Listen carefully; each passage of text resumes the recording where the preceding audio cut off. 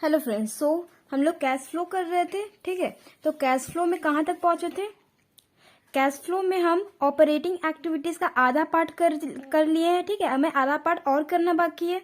तो क्या क्या सीखे अभी तक कैश फ्लो में? कैश फ्लो में हम सीखे कि हम कैश फ्लो में सिर्फ वही स्टेटमेंट डालते हैं जो कैश पे इफेक्ट जिससे जिस ट्रांजेक्शन से कैश पे इफेक्ट पड़ता है, ठीक है।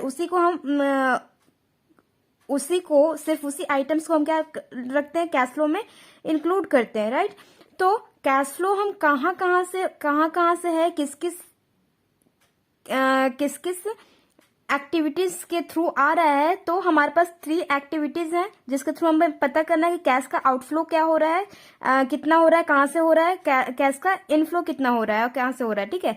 तो हमारे पास 3 रास्ते थे, ऑपरेटिंग एक्टिविटी, इन्वेस्टिंग एक्टिविटी और फाइनेंसिंग एक्टिविटी, राइट। तो ऑपरेटिंग एक्टिविटीज में क्या, जो हमारे बिजनेस से रिलेटेड इनकम है, जो हम जो काम कर रहे हैं उससे रिलेटेड अगर इनकम आ रहे हैं तो वो तो ऑपरेटिंग एक्टिविटी हो गई। लेकिन अगर हमारे पास इनकम तो आ रहा है लेकिन हमारे जो हम काम कर रहे हैं उससे रिलेटेड नहीं है, बाहरी कमाई जो कहते हैं ना, कि सपोज आप टीचर हो और साथ में कहीं आप क्या कर रहे हो, इन्वेस्टमेंट भी कर रहे हो, वहां से भी आप कुछ रिसीव कर रहे हो, ठीक है। तो उस इन्वेस्टमेंट पे आप क्या रिसीव कर सकते हो, आप रिसीव कर सकते हो क्या बोलते हैं उसको, इंटरेस्ट, राइट। तो आप इंटरेस्ट रिसीव करो, लेकिन वो आपके ऑपरेटिंग एक्टिविटी से रिलेटेड है क्या? आप तो एक टीचर हो ना, आप टीचर हो और इनकम कहाँ से आ रहा है, इन्वेस्टिंग, आपने कहीं इन्वेस्ट किया, वहां से इंटरेस्ट रिसीव कर रहे हो, तो वो आपके ऑपरेटिंग एक्टिविटी से बाहर है, ठीक है। तो ऑपरेटिंग एक्टिविटी में वो चीज नहीं आएगा, ठीक। तो वो चीज अगर रहेगा तो ऑपरेटिंग एक्टिविटी से हम क्या करेंगे, बाहर निकाल देंगे।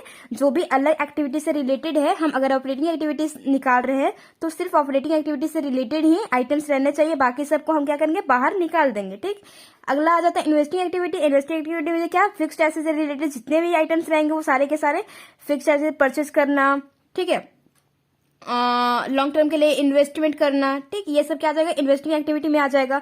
फाइनेंसिंग एक्टिविटी, जिससे हमें फाइनेंस इकट्ठा हो, जैसे कि शेयर इशू करते हो, डिवेंचर इशू करते हो, ठीक है। उससे क्या होता है, आपका फाइनेंस आता है, पैसा आता है, ठीक। तो लोन लेते हो, बोरोइंग करते हो, ठीक है। ये सबसे क्या आता है, आपका पैसे आते हैं, तो वो सब क्या आ जाएंगे, फाइनेंसिंग एक्टिविटी का पार्ट हो जाएगा, ठीक। तो ये हमारे 3 एक्टिविटी है जिसके थ्रू हम पता कर सकते हैं कैश का इनफ्लो और आउटफ्लो क्या हुआ है। सिर्फ और सिर्फ हमें यही रखना है कि कैश का इनफ्लो और आउटफ्लो जिस आइटम्स पे कैश का इम्पैक्ट पड़े वही चीज आइटम्स लेने हैं, ठीक। तो ऑपरेटिंग एक्टिविटीज में हमारा पहला काम क्या था, हम अपना कैश फ्लो बनाना सीखे थे, ठीक है। कैश फ्लो स्टेटमेंट का स्ट्रक्चर ऐसा कुछ था, ठीक, पर्टिकुलर्स और अमाउंट, ओके। तो पहला हम ऑपरेटिंग एक्टिविटीज निकाल रहे थे, cash flow from operating activity की, कैश ऑपरेटिंग एक्टिविटी से जितने भी कैश फ्लो हुए हैं वो सारे आइटम्स, ठीक, लिख रहे थे हम लोग उसके अंदर, ठीक। तो हमारा ये स्टार्टिंग कहाँ से होगा, हमारा ये स्टार्टिंग कहाँ से होता है, नेट प्रॉफिट से। लेकिन नेट प्रॉफिट कैसा, जिसमें से हम नेट प्रॉफिट निकालते हैं, जब हम फाइनल अकाउंट बनाते हैं तो हम उसमें से नेट प्रॉफिट निकालते हैं। नेट प्रॉफिट निकल जाता है हमारा, तो हम क्या करते हैं कि हम टैक्स देते हैं, एक्स्ट्रा ऑर्डिनरी आइटम्स रहते हैं उसको अगर इनकम है तो रिसीव करते हैं, तो इनकम है तो प्लस करते हैं और एक्सपेंसेस है तो माइनस करते हैं, ठीक। बिफोर और टैक्स वैक्स सब बाद में देते हैं। ये नेट प्रॉफिट हमारा निकल जाता है, कैसे निकलता है, फाइनल अकाउंट बनाने से। फाइनल अकाउंट हम बनाते हैं उससे हमारा क्या निकलता है, नेट प्रॉफिट निकलता है। उसके बाद ही हम क्या देते हैं, टैक्स वैक्स देते हैं, ठीक। तो टैक्स वैक्स देने के बाद डिविडेंड देते हैं। ये सारा कुछ देने के बाद जो जो हमारा नेट प्रॉफिट बचता है ना, जो हमारा नेट प्रॉफिट, दो तरह का नेट प्रॉफिट हो गए। एक तो हमारा फाइनल अकाउंट से हम नेट प्रॉफिट बना लिए, अब इसमें से हम टैक्स वगैरह तो कुछ जो अगला नेट प्रॉफिट रहेगा, जो पहला नेट प्रॉफिट हमारा निकलता है जो कि फाइनल अकाउंट के थ्रू निकलता है, ठीक है। तो फाइनल अकाउंट बनाते हैं, उससे हमारा नेट प्रॉफिट निकलता है। नेट प्रॉफिट निकलता है, उसके बाद हम क्या करते हैं, उसमें से टैक्स वगैरह दे करके कहाँ शो करते हैं, वो वाला जो नेट प्रॉफिट बचता है फाइनल में, जो नेट प्रॉफिट बचता है ना टैक्स वगैरह देने के बाद, वो वाले नेट प्रॉफिट को हम लिखते हैं बैलेंस शीट में। तो हम ये वाला बैलेंस शीट कहाँ से ले रहे हैं, सॉरी, ये वाला नेट प्रॉफिट कहाँ से ले रहे हैं, हम बैलेंस शीट से ले रहे हैं, ठीक। तो एक मिनट आपको दिखा रहे हैं,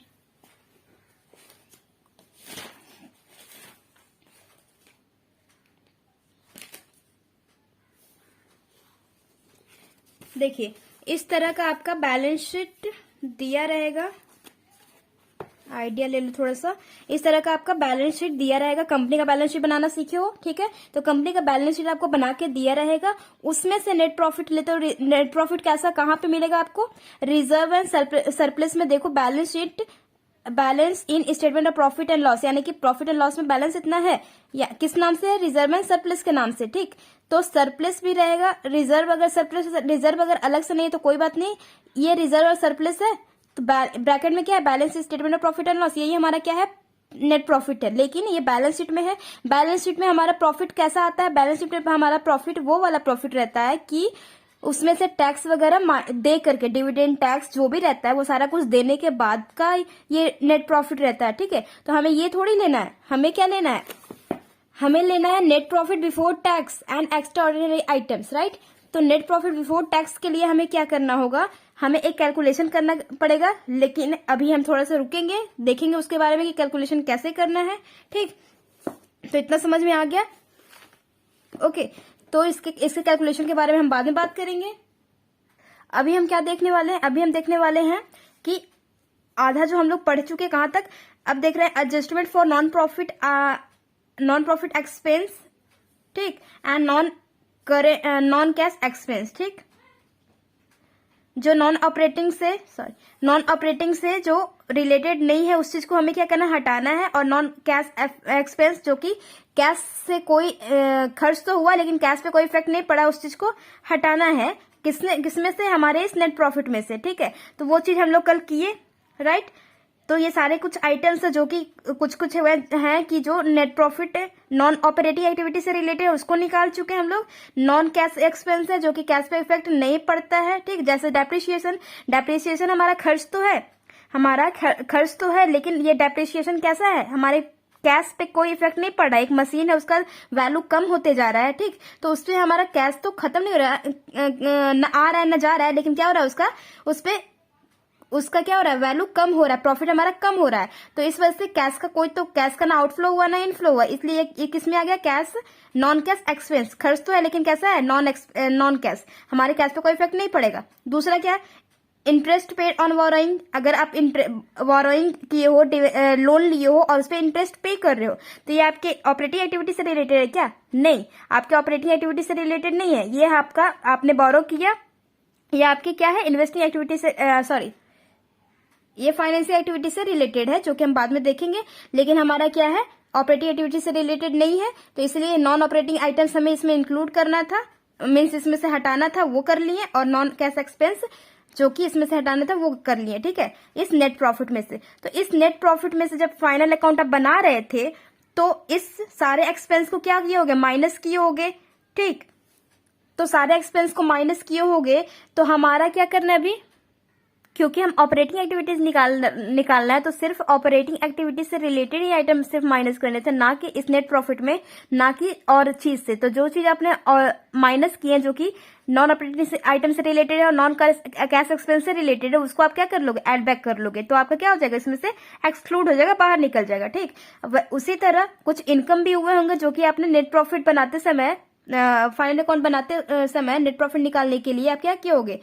प्लस किए होगे, जो कि नॉन ऑपरेटिंग एक्टिविटी से रिलेटेड था और नॉन कैश एक्सपेंस से रिलेटेड था। उस चीज को आप क्या किए होगे? प्लस किए होगे, इनकम था। तो अब क्या करना है? अब उसको बाहर निकालना, तो क्या कर लोगे? उसको सब्ट्रैक्ट कर लोगे, तो ऑलरेडी बाहर निकल जाएगा, ठीक। तो उसको आप सब्ट्रैक्ट कर लोगे, ओके।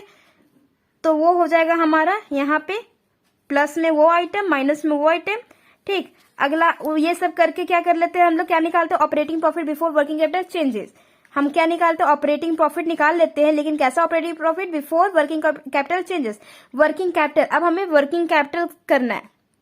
वर्किंग कैपिटल बोले तो क्या होता है? वर्किंग कैपिटल मीन्स वैसा कैपिटल जो कि हम लोग डेली यूज के काम के लिए रखते हैं, ना कि मशीन कैपिटल, पूंजी, वो वाला पूंजी जो हम अपना डेली यूज के काम के लिए रखते हैं कंपनी में, ना कि हम उसको फिक्स्ड एसेट्स वगैरह खरीदने के लिए रखते हैं, ठीक। तो वैसे कैपिटल को क्या कहते हैं? Working capital. तो वर्किंग कैपिटल का लिंक आप रेशियो एनालिसिस कर रहे होगे, तो उसमें फॉर्मूला पढ़े होगे। किससे लिंक रहता है इसका, वर्किंग कैपिटल का?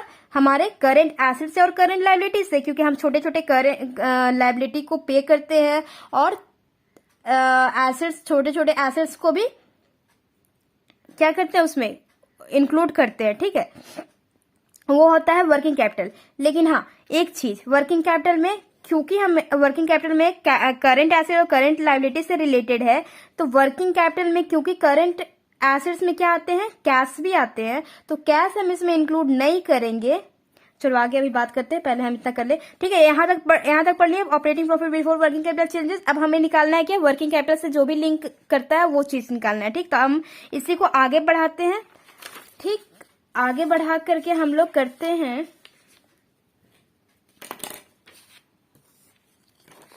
हम लोग इसको उसी के नीचे है, समझ लेना। ठीक है, क्योंकि मेरे पास स्पेस नहीं है नीचे, इसलिए मैं यहाँ कर रही। ठीक है, चलो तो आगे हमारा क्या आ जाएगा,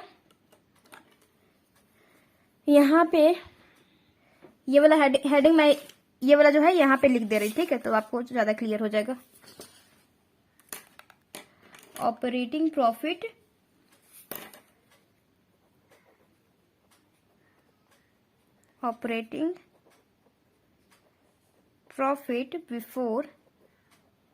before working capital changes. Okay, ये हमारा हो गया मेन हेडिंग। इसके अंदर क्या, वर्किंग कैपिटल में हम क्या कर रहे हैं, वर्किंग कैपिटल में कैपिटल से लिंक क्या क्या है, एसेट्स और करंट एसेट और करंट लायबिलिटीज। अब देखिए हम इसमें क्या करने वाले हैं कि कुछ चीज हम यहाँ पे ऐड करने वाले हैं और कुछ चीज क्या करने वाले हैं, सब्ट्रैक्ट करने वाले हैं। ठीक, तो हम ऐड क्या करने वाले हैं, तो हम ऐड करने वाले हैं, ऐड जो करने वाले हैं वो चीज है decrease in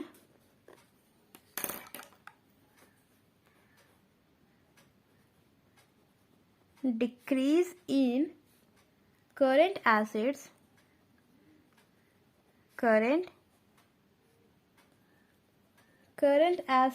and increase in current liabilities। Okay, एक इंपॉर्टेंट बात, करंट एसेट्स में हमारा क्या आता है, करंट एसेट्स में सारे एसेट्स आएंगे, लेकिन कैश भी एक एसेट्स है, लेकिन हम इसमें कैश को इंक्लूड नहीं करेंगे। क्यों नहीं करेंगे, क्योंकि कैश का और कैश से रिलेटेड कैश इक्विवेलेंट जो है, कैश इक्विवेलेंट मीन्स कैश के जैसा ही जो भी आइटम्स है उसको हम क्या करेंगे, बाहर शो करेंगे, लास्ट में शो करेंगे, हम बताएंगे कहाँ शो करना है। ठीक है, तो हम इसमें करंट एसेट में क्या इंक्लूड नहीं करेंगे, कैश और कैश इक्विवेलेंट। कैश इक्विवेलेंट क्या होता है, कैश इक्विवेलेंट वो होता है कि वो भी इन्वेस्टमेंट होता है जो कि कन्वर्ट कभी भी 3 महीने के अंदर अंदर कन्वर्ट हो सकता है, किसमें, कैश में कन्वर्ट हो सकता है। ठीक है, तो उसे क्या कहते हैं, कैश इक्विवेलेंट। जैसे कि मार्केटेबल सिक्योरिटी, वो कभी भी कैश में कन्वर्ट हो सकता है। ठीक, तो उसे वो हमारा क्या हो जाएगा, करंट एसेट्स, यानी कि उसे हम क्या बोलेंगे, कैश ही मानेंगे। ठीक, एक तरह से हम मार्केटेबल सिक्योरिटी को क्या बोलते हैं, कैश ही बोलते हैं। ठीक, तो वो हमारा किस में इंक्लूड हो जाएगा, कैश में। तो हम यहाँ पे मार्केटेबल सिक्योरिटी भी नहीं लेंगे और कैश भी नहीं लेंगे। क्यों, क्योंकि हम उसको बाहर में शो करेंगे, इसलिए यहाँ पे इंक्लूड नहीं करते। ठीक है, तो ये हमारा ऐड करेंगे। और अब देखो ऐड क्यों किया हमने, ऐड हमने इसलिए किया करंट एसेट्स को, डिक्रीज इन करंट एसेट्स। अभी तक आप लोगों ने सोचा होगा कि आपका एसेट्स बढ़ता है तो आप ऐड करते हो, लायबिलिटीज एसेट्स घटता है तो आपके लिए नेगेटिव साइन है, माइनस करते हो। ठीक है, ओके, तो ये क्या मतलब, साइन देख लो, नेगेटिव साइन है, पॉजिटिव साइन। लेकिन अब यहाँ पे क्या है, कैश को अपने माइंड में रख के सोचो कि कैश पे क्या इम्पैक्ट पड़ेगा। अगर डिक्रीज इन करंट एसेट्स होगा तो कैश पे क्या इम्पैक्ट पड़ेगा।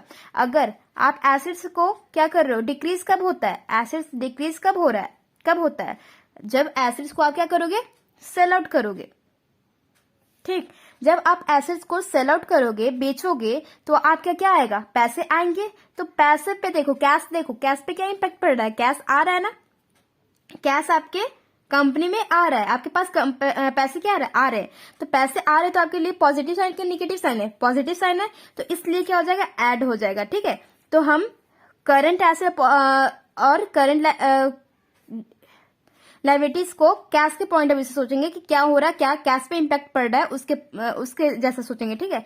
तो हम करंट एसेट जब कम होगा तो इसका मतलब क्या है, हम एसेट्स को बेचे, इसलिए हमारा क्या हो रहा है, पैसे आ रहे हैं, तो पैसा आ रहा है इट मीन्स पॉजिटिव साइन है, तो ऐड करोगे, ठीक। उसी तरह इंक्रीज इन करंट लाइबिलिटी, अगर आपकी लाइबिलिटी बढ़ रही है, कब बढ़ती है, जब आप लोन लेते हो, ठीक है, जब आप शेयर इशू करते हो, तो क्या लोन लिया आपने किसी से, आपने तो सपोज अपने दोस्त से लोन लिया, तो लोन लिया सपोज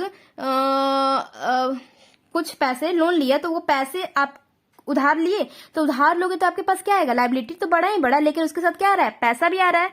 लाइबिलिटी तो बढ़ा लेकिन उसके साथ क्या आ रहा है, पैसा आ रहा है। तो पैसे पे क्या इम्पैक्ट पड़ा है, पैसा आ रहा है, तो पैसा आ रहा है तो पॉजिटिव साइन है, इट मीन्स प्लस होगा, ठीक है। तो डिक्रीज इन करंट एसेट और इंक्रीज इन करंट लाइबिलिटीज हमारा क्या हो जाएगा, ऐड हो जाएगा, ठीक। अब सब्ट्रैक्ट में क्या हो जाएगा, तो अब हमारा माइनस क्या होगा, increase in current assets and decrease in current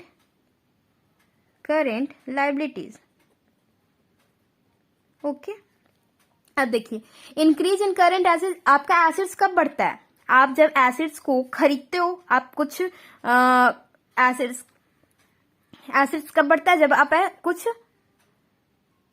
assets को क्या कर रहे हो, खरीद रहे हो।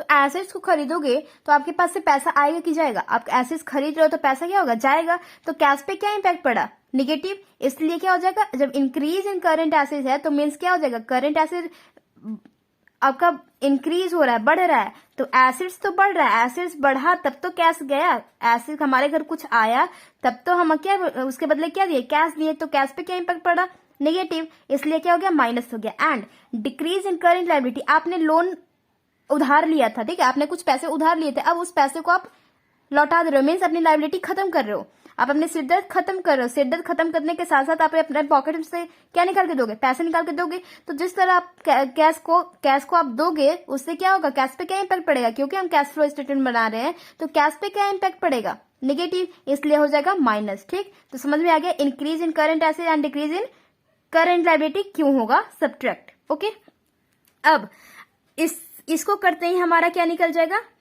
Cash generated from operating,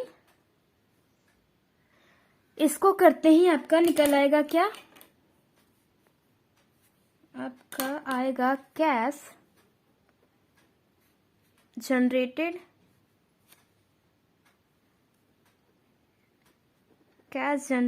from operation.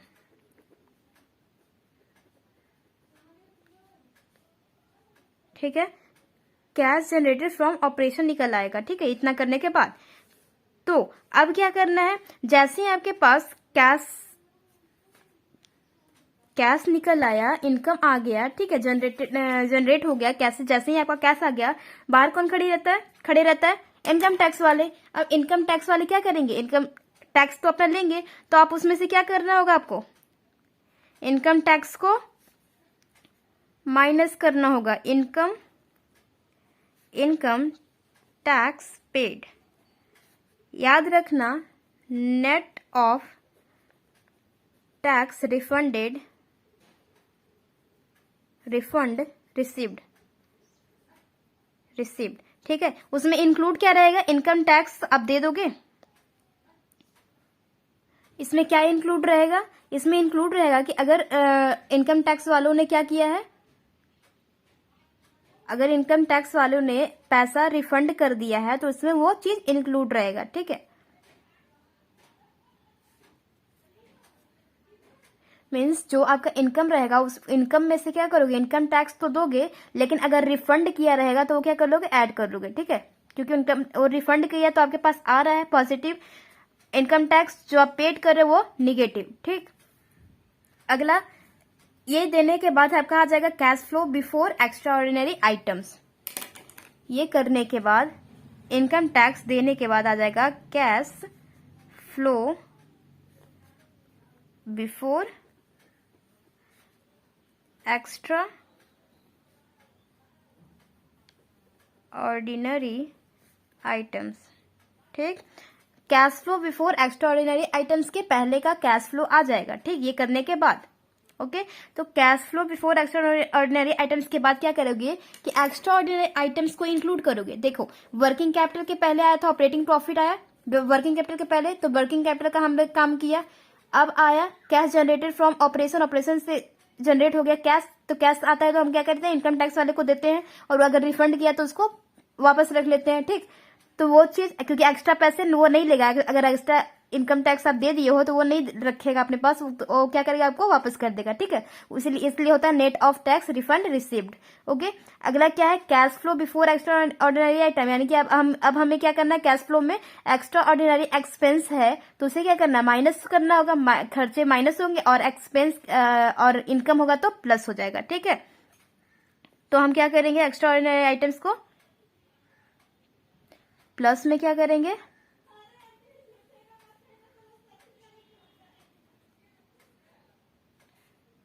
Extra ordinary income plus कर लोगे, माइनस क्या कर लोगे, एक्स्ट्रा ऑर्डिनरी एक्सपेंस, ठीक। एक्स्ट्रा ऑर्डिनरी एक्सपेंस अब क्या कर लोगे, माइनस कर लोगे। इतना सब कुछ करने के बाद फाइनली आपके पास क्या आ जाएगा, आपके पास आ जाएगा net cash from operating activities, ठीक है। आपके पास फाइनली क्या आ जाएगा, net cash from operating activities. देखो, अगर ये अमाउंट, ये वाला अमाउंट अगर पॉजिटिव में आया तो आप लिखोगे net cash from operating activities, लेकिन अगर यही अमाउंट निगेटिव में आया, ठीक है, अगर यही अमाउंट अगर निगेटिव में आया तो क्या लिखोगे, नेट कैश